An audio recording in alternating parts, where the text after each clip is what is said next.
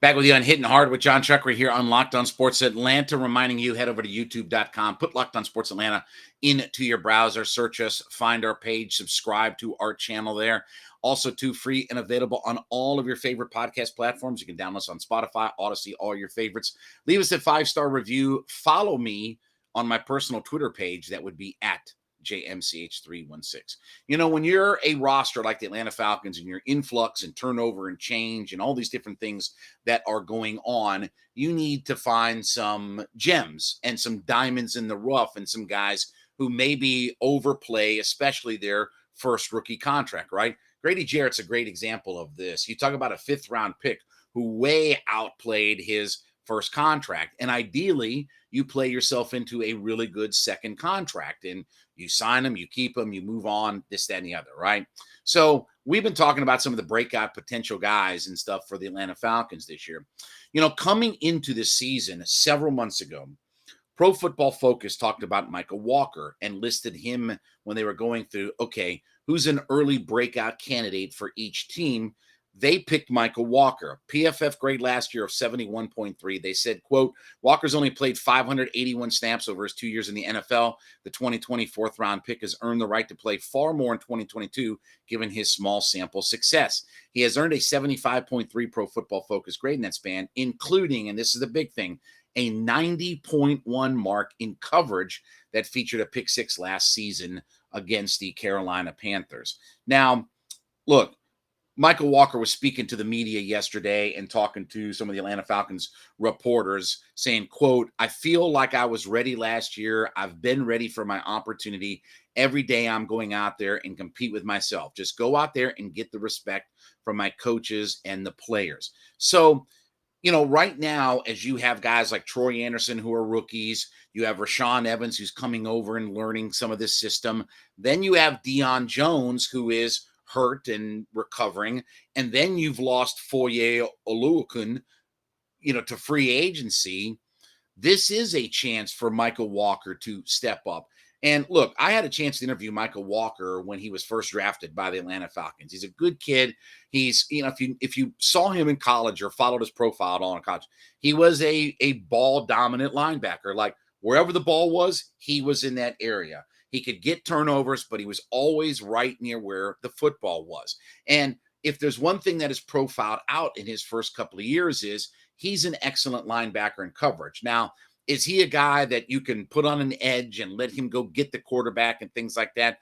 Probably not. He's probably not a guy that's big enough, strong enough to be able to go there. He's quick enough, no doubt about that, but you lock him up with a good left or right tackle in the NFL, he probably is going to get slowed down. But you talk about a guy who can run and hit and do some of the things that made Deion Jones so good. And what was the thing about Deion Jones that everybody raved about in those first few seasons that he had? How good he was in coverage. He could run sideline to sideline. He could hit, as far as taking on running backs and things. He could knock those guys down, but he was also really good in coverage. That's a lot how Mykal Walker profiles out. So I hope Mykal Walker really gets a chance to show what he can do. And the fact that he was here last year and in the Dean Pease system, and look, he hasn't had a lot of snaps. We just talked about 581 snaps. That's not even, for most guys, a full year in the NFL. That's not even a full season's worth of snaps for a lot of guys in the league. But when you talk about those guys who he has some size, he has some of the physicality, and he can run around and cover guys, boy, I hope that he can be. And I hope he gets a shot, to do it. And look, there's a lot of competition, whether Deion Jones is here or not. They've invested a higher draft pick 2nd round in a Troy Anderson. Dean Pease has talked about Rashaan Evans, about the fact that he's like, I don't know how Tennessee or why Tennessee cut this guy. I'm glad they did, and we had a chance to pick him up. And then, Kwiatkowski is another guy that they brought in, right, who played with the Raiders last year, played with the Bears over his career. He's another guy that they like, that they think can do some things. Those guys a little bit more bigger, physical. And when we talk about why Deion Jones is having some of his struggles of going up and meeting up with some of those offensive linemen that are coming at him, that's where his struggles are. But Deion Jones has never been questioned about what his coverage skills are. Mykal Walker, the same way. Say what you will about Mykal Walker, but he did have the pick six last year. He does seem to gravitate toward the football and make plays when he is in there. So I'm excited to see what he can do. And, there's a lot of, how do we say, hopeful enthusiasm about some guys on this roster that maybe over the last year or two, I'll put a guy like Kadri Allison in this mix as well. And then there are also guys that they've brought in. I'll use an Auden Tate that maybe because of injury or being squeezed out or the talent ahead of them haven't gotten an opportunity to be able to be featured on an offense or defense. I think Mykal Walker is one of those guys. And I think Mykal Walker is one of those guys that could be a very important piece. Look, in the NFL, when they're, and this is what we talk about.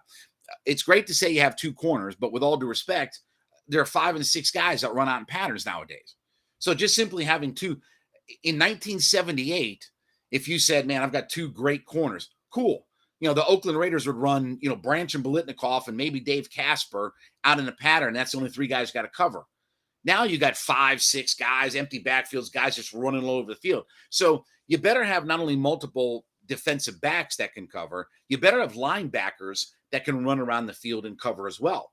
You better have linebackers that can go sideline to sideline. You better have linebackers that can run with some of these tight ends and slot receivers and running backs that come out. Because if you don't have linebackers who can cover in the NFL, you're going to be screwed. And teams are going to exploit that weakness in you. And if nothing else, that is certainly the strength of Deion Jones, but it's certainly the strength of what Mykal Walker is. So I'm excited to see Mykal Walker. I'm excited to see what he can do. I hope he finds a way to work himself in. And when we get to training camp, this is a group that has a lot of battles ahead of it.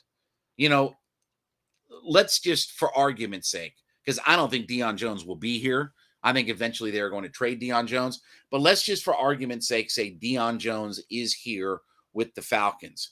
You got a lot of competition between Debo and Anderson and Mykal Walker and Rashaan Evans and Kwiatkowski. You have a lot of guys that you want to learn about.